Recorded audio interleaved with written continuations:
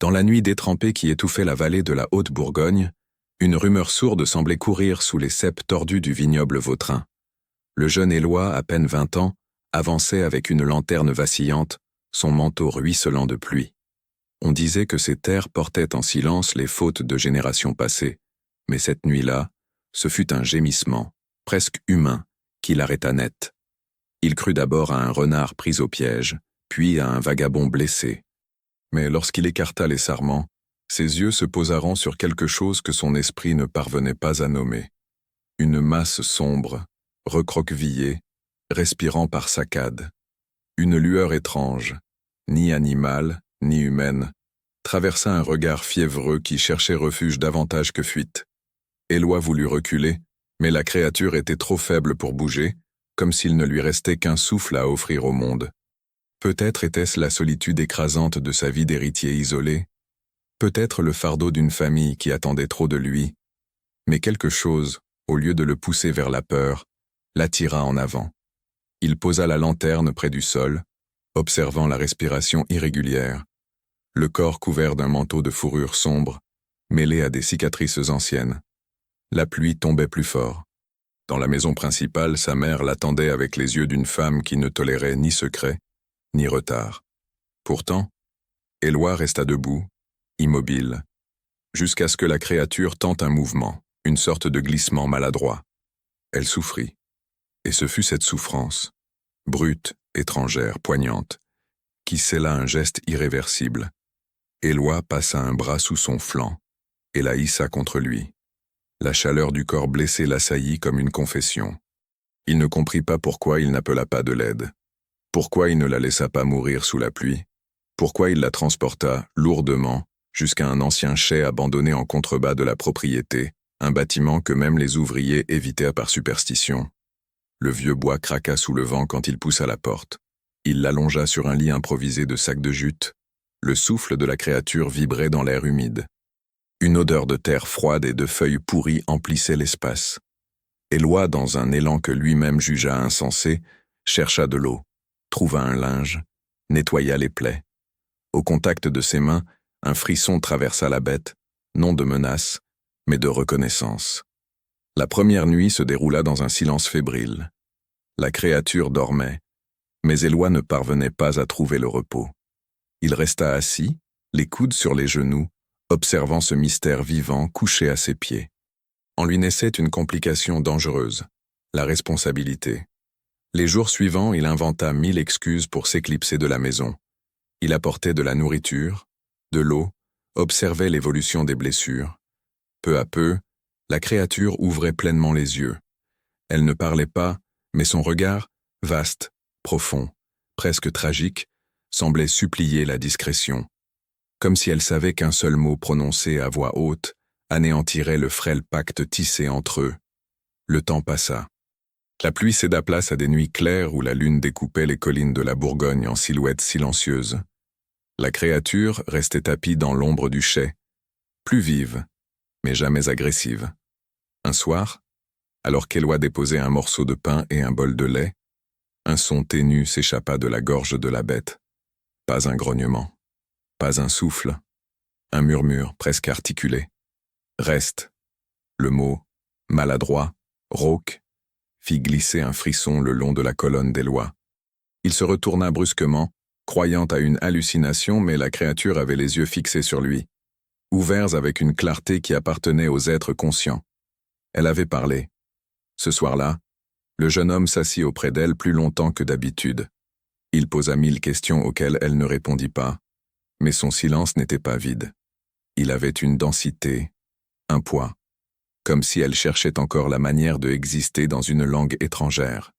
Les années suivantes consolidaront l'étrange routine. La famille Vautrin vieillissait, réduite à un fils taciturne et à une mère distante.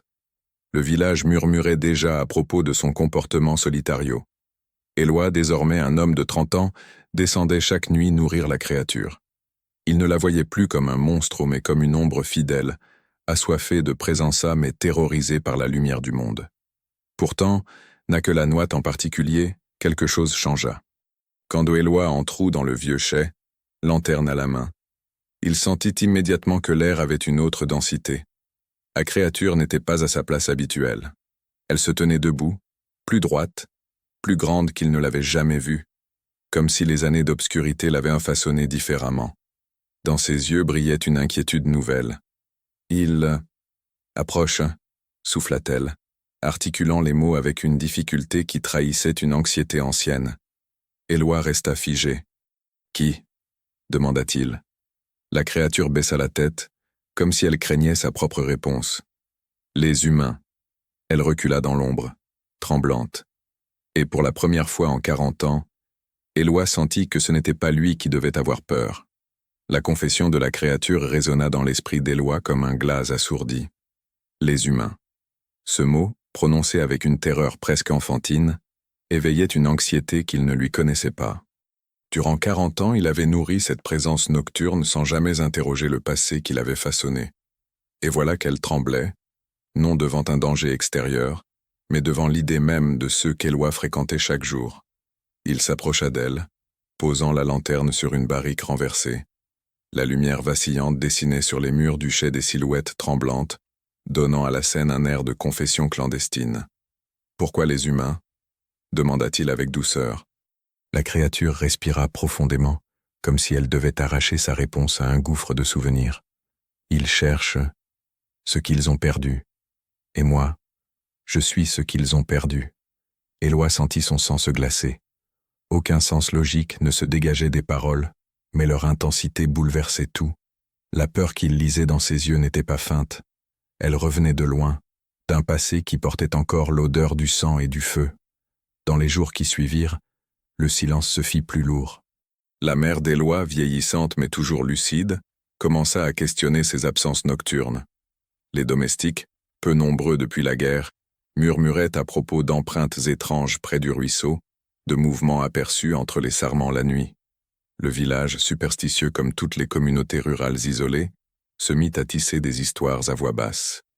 Un soir, alors qu'Éloi descendait discrètement le sentier menant au vieux chai, il aperçut une silhouette qu'il n'attendait plus.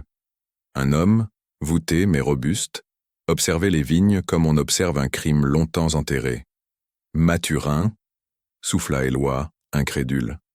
Mathurin l'agneau, ancien régisseur de la famille, disparu depuis 20 ans sans laisser de traces. Un homme dont on disait qu'il connaissait chaque pierre, chaque secret de la propriété. Ses yeux se plissèrent lorsqu'il aperçut Éloi, et quelque chose dans son regard évoqua la méfiance d'un chasseur qui vient de repérer une piste. « Monsieur Éloi, toujours des habitudes nocturnes, à ce que je vois, » dit-il avec un sourire dur. Éloi sentit la sueur glisser dans son dos. Mathurin n'était pas revenu par hasard. « Je ne te croyais plus en vie, » dit-il simplement. On finit toujours par revenir là où les comptes n'ont pas été soldés. Il n'ajouta rien de plus. Mais ce soir-là, Éloi se hâta davantage que d'habitude vers le chai, persuadé que le vieil homme l'avait suivi du regard jusqu'au bout du sentier. La créature l'attendait, nerveuse, ses mouvements brusques trahissant une inquiétude croissante. « Quelqu'un te cherche », dit Éloi en refermant la porte derrière lui. Elle releva la tête. « Je le sais. » Cette réponse, simple mais lourde, fit vaciller Éloi. « Qui ? Mathurin ? Pourquoi lui ?» La créature ne répondit pas immédiatement. Elle s'assit ou plutôt se replia comme si la honte pesait sur ses épaules. Il faisait partie d'eux, ceux qui m'ont traqué, ceux qui m'ont blessé, ceux qui croyaient purifier la nuit. Le mot purifier claqua dans l'air comme une gifle. Il évoquait une violence méthodique, organisée, bien plus terrible qu'une chasse ordinaire. Éloi sentit naître en lui une colère sourde. « Tu n'es pas une menace. » La créature ferma les yeux, comme pour retenir un sanglot. C'est ce qu'il disait aussi, avant de me brûler. Un silence funèbre envahit la pièce. Les flammes de la lanterne flageolaient, comme si elles hésitaient à éclairer l'aveu. Éloi, les poings serrés, réalisa que 40 ans de silence n'avaient servi qu'à étouffer une douleur immense. Les jours suivants furent encore plus étranges. Le village parlait d'animaux éventrés, de cris entendus à la lisière du bois. Les rumeurs enflaient. Certaines familles barricadaient leurs portes. D'autres priaient. Tous observaient la vieille propriété Vautrin avec un mélange d'envie et de méfiance. Éloi, lui, tentait en vain de protéger son secret, Mais la présence de Mathurin, qui tournait autour de la maison comme un loup affamé, changeait tout. Le vieil homme questionnait les servantes, se promenait à des heures impossibles, fouillait les granges du regard. Un soir, il intercepta Éloi.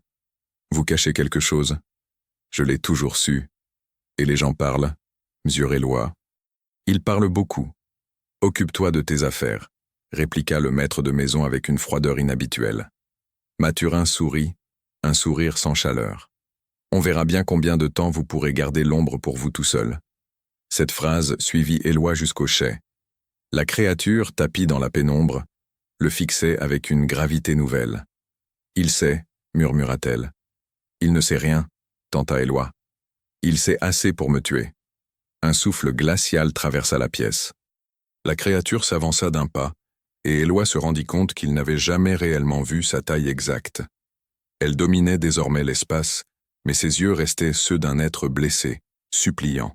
« Si les humains approchent, dit-elle d'une voix cassée, c'est que l'un d'eux a déjà décidé que je ne devais plus vivre. » Elle leva son regard vers lui.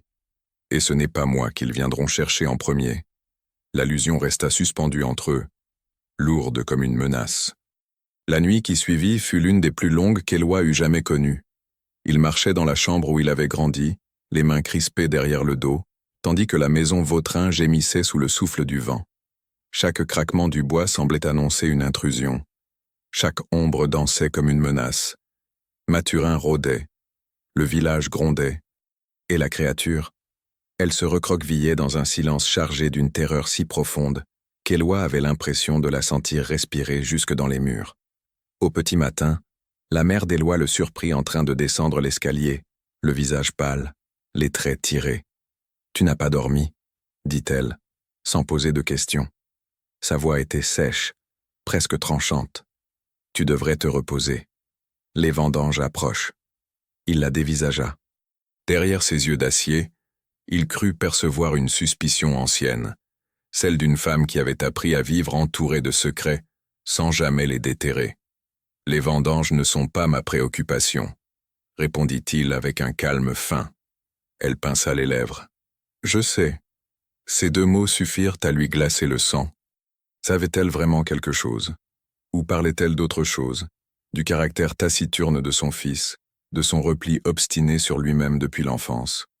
La frontière, désormais, devenait impossible à tracer. Lorsque la nuit retomba, Éloi descendit au chai avec une précaution presque douloureuse. Ses pas s'enfonçaient dans la terre humide. L'air avait une odeur métallique, comme si la pluie avait réveillé une mémoire rouillée dans le sol. La créature l'attendait, mais cette fois elle ne tenta pas de se dissimuler. Elle paraissait plus grande, plus nerveuse, comme si son corps, sous la pression de l'angoisse, avait repris une forme qu'elle avait tenté de dissimuler pendant des années.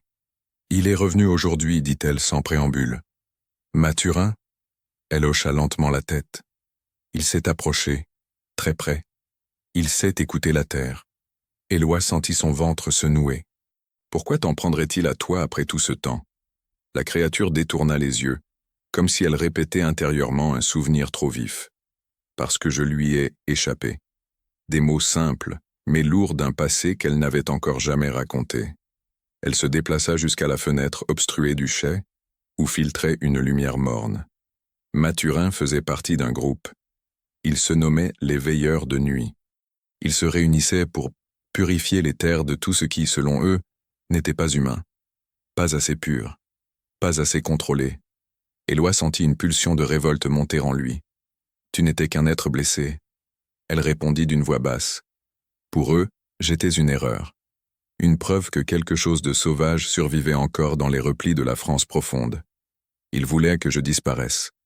Ils ont presque réussi. » Elle releva lentement son flanc droit, révélant une cicatrice longue boursouflée qui serpentait le long de ses côtes comme une brûlure ancienne. « Ce sont eux qui m'ont fait ça. » Mathurine parmi eux. Éloi eut un vertige. Pendant 40 ans, il avait nourri une créature dont il ne connaissait presque rien, et pourtant, jamais il n'avait douté d'elle. Son instinct, cette nuit d'orage où il l'avait trouvée, semblait aujourd'hui revendiquer une vérité plus profonde. Elle n'était pas le monstre que le village avait imaginé. Mais alors, qui l'était? Les jours suivants virent l'atmosphère du Villarejo se charger d'un malaise étouffant. Les discussions prenaient un ton plus agressif. Les hommes se réunissaient à la tombée de la nuit. Des chiens aboyaient sans raison. Les domestiques, nerveux, démissionnaient les uns après les autres. Mathurin, lui, multipliait les visites. Il parlait peu, observait beaucoup, et lorsqu'il croisait le regard d'Éloi, un éclat de défi brillait dans ses yeux gris. Un soir, il s'invita presque dans le salon, s'adressant à la mère d'Éloi comme s'il n'avait jamais quitté les lieux. La propriété a changé. On dirait qu'elle cache quelque chose, dit-il en sirotant un café qu'il n'avait même pas été invité à prendre. La mère d'Éloi ne répondit pas. Elle se contenta de le fixer, droite comme un verdict.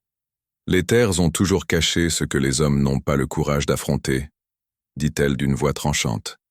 Mathurin sourit, mais ses yeux restaient rivés sur Éloi. Cette nuit-là, Éloi descendit au chai plutôt que d'habitude, guidé par une angoisse qui lui comprimait la gorge. La créature l'attendait, assise au milieu de la pièce, comme si elle avait perçu son agitation depuis des heures. « Éloi », dit-elle simplement. Il s'agenouilla devant elle, cherchant une vérité qu'il n'avait jamais osé affronter. « Dis-moi ce que tu es vraiment. » La créature demeura silencieuse. Puis, lentement, elle leva la main, ou ce qui en tenait lieu, et la posa sur le sol poussiéreux. « Je suis ce que les hommes ont créé par leur peur, et ce qu'ils ont tenté d'effacer par leur violence. » Elle releva son visage vers lui. « Je suis l'ombre qu'ils ont eux-mêmes laissé grandir. » Éloi recula d'un pas, bouleversé. « Et moi? Qu'ai-je fait toutes ces années ?» demanda-t-il. Elle le fixa longuement. « Tu m'as nourri. » Un silence lourd, presque intime, enveloppa la pièce. Puis elle ajouta, d'une voix brisée, « Mais pas seulement de nourriture. » Éloi sentit son cœur se serrer. La créature poursuivit. « Ce soir, Mathurin n'était pas seul. Quelqu'un d'autre l'accompagnait, quelqu'un de ta maison. » Elle s'approcha, son souffle mêlé d'une inquiétude viscérale. « Et cette personne, connaît ton secret ?» Le sol sembla se dérober sous Éloi. Quelqu'un dans sa propre maison avait décidé de trahir le silence de 40 ans.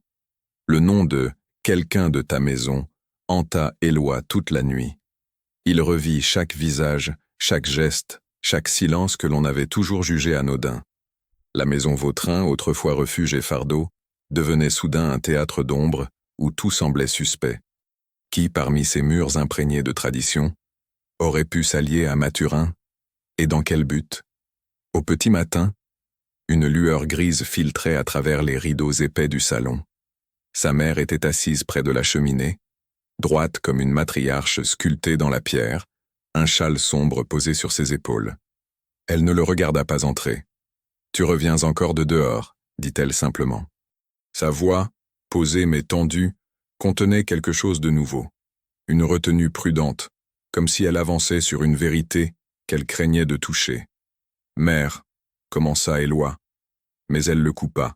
« Il y a des hommes qui rôdent près de nos terres. On les entend depuis ma fenêtre. 3 nuits de suite. Ils appellent ton nom. » Éloi sentit son souffle se figer. « Qui t'a dit cela ?» Elle leva lentement les yeux. « Je n'ai pas besoin qu'on me le dise. Je les ai entendus. » Et hier quelqu'un leur a répondu. Un froid glacial descendit dans sa poitrine. « Qui ?» Elle se leva, contourna la table et posa une main sur son bras. Geste rare, presque tendre.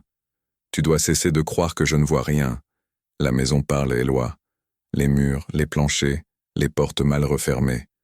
Je sais que tu caches quelque chose depuis longtemps. » Il ouvrit la bouche, puis la referma. Il ne pouvait pas lui avouer le secret du chai. Il ne pouvait pas la mêler à ça. « Ce que je cache ne te concerne pas, » dit-il d'une voix étranglée.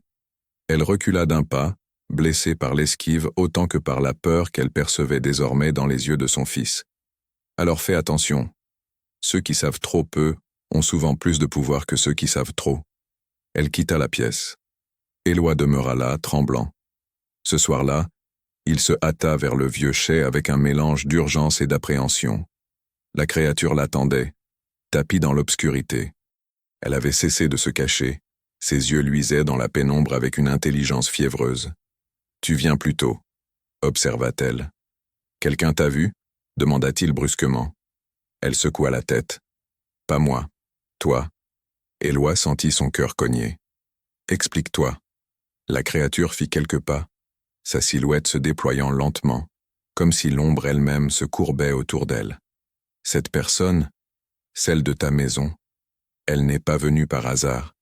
Elle a suivi tes traces, tes allers-retours, tes mensonges innocents. Et elle a compris que tu descendais ici la nuit. Un vertige le prit. Qui? La créature l'observa longuement, puis répondit d'une voix qui n'était ni dure ni compatissante, mais profondément lucide. Ta mère. Le choc traversa Éloi comme un éclair. Impossible. Elle est venue hier. Elle s'est arrêtée devant la porte. Elle n'est pas entrée, mais elle a écouté. Une nausée le submergea. Pourquoi ne m'en as-tu pas parlé? Elle s'est enfuie quand Mathurin s'est approché. J'ai cru que tu savais. Éloi se laissa tomber sur une barrique. Son monde se fracturait.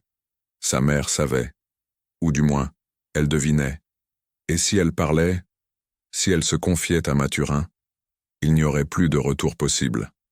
La créature s'accroupit à côté de lui. Éloi, il n'est plus temps de nourrir l'ombre. Il faut décider ce que tu veux être pour elle. Et pour moi. Il releva brusquement la tête. Que veux-tu dire? Elle soupira comme si elle portait en elle le poids d'un siècle entier. Je vais te révéler ce que je ne t'ai jamais dit, ce que je cachais même à moi-même.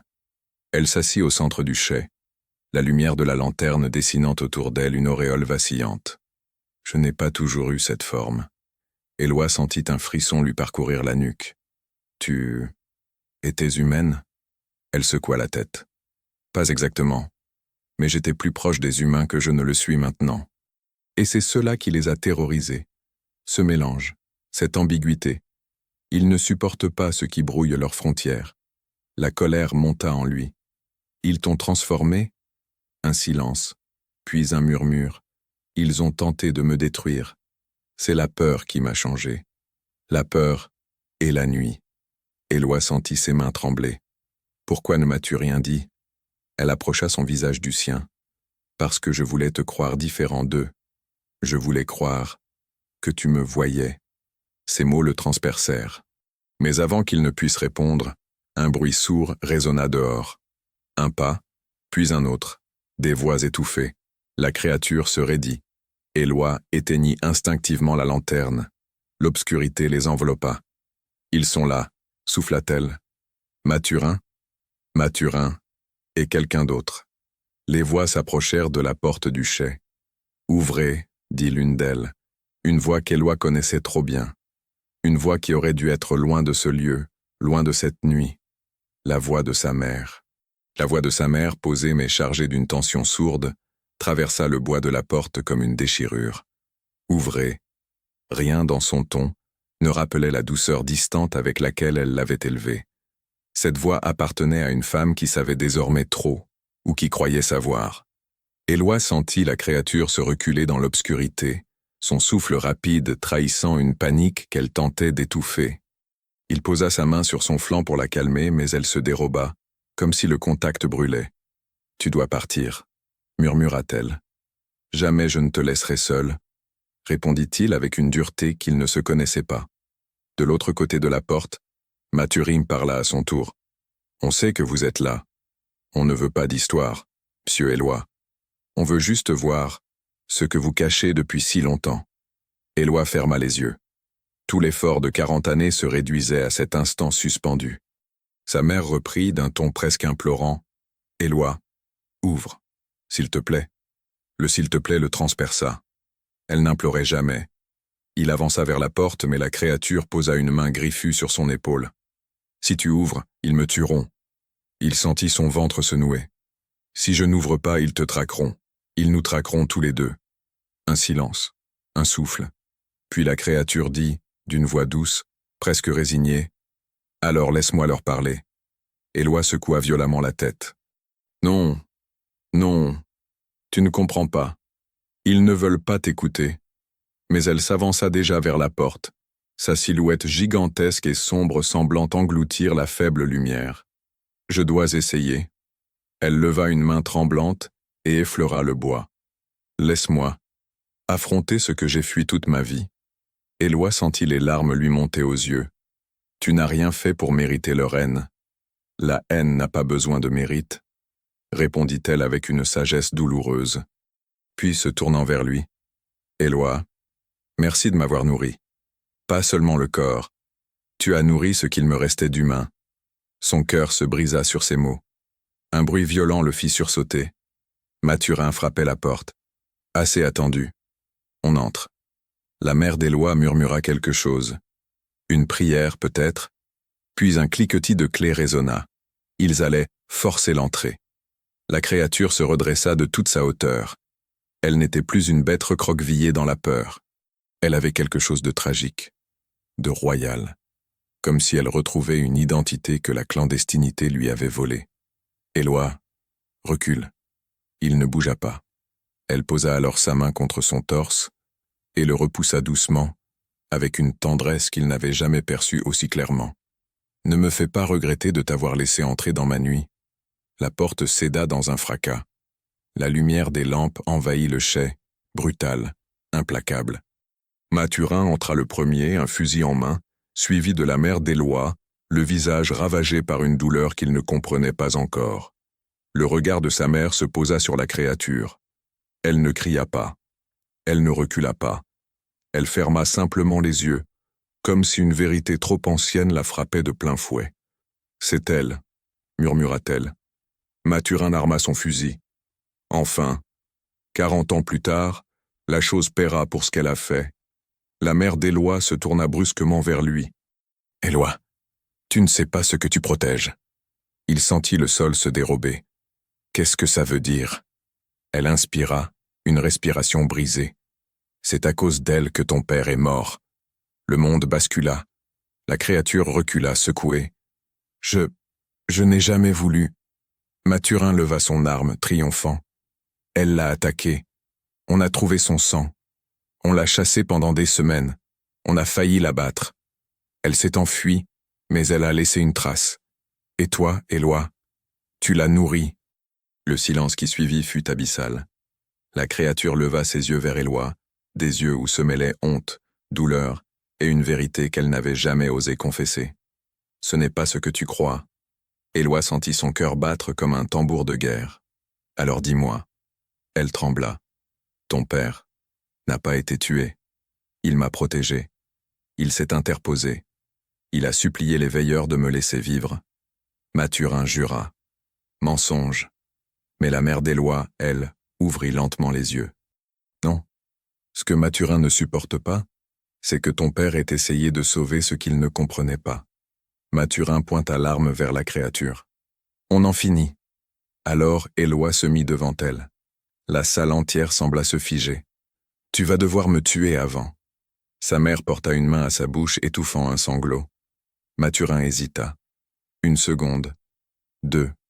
Une tension presque surnaturelle suspendait la scène. La créature murmura derrière lui dans un souffle tremblant. « Éloi, j'ai peur. » Ce fut cette peur-là, simple, humaine, déchirante, qui fit trembler la main de Mathurin. Une hésitation infime, un glissement du doigt, un moment où la vérité pouvait encore s'effondrer ou s'élever. La nuit semblait retenir son souffle, et le destin, une fois encore, choisit l'ombre avant de révéler sa lumière. Si cette histoire vous a captivé, dites-moi ce que vous en pensez dans les commentaires. Abonnez-vous pour découvrir d'autres récits cachés de la France profonde. Partagez cette vidéo et n'oubliez pas de laisser un like pour soutenir le travail de narration.